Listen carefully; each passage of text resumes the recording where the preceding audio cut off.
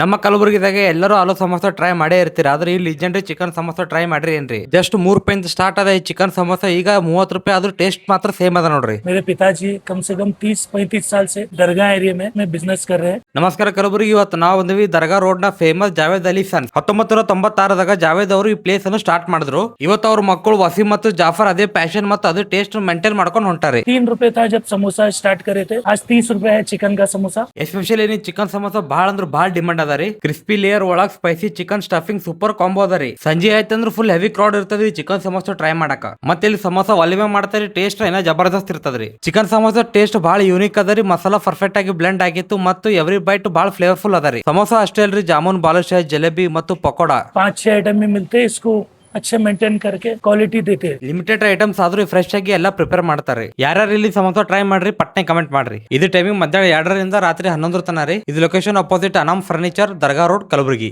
ಈ ರೀಲ್ ಇಷ್ಟ like and share ಮಾಡ್ರಿ. ಹಂಗೆ ಅಡಿಗೆ ಮನೆ ಪೇಜಿಗೆ ಫಾಲೋ ಮಾಡ್ರಿ.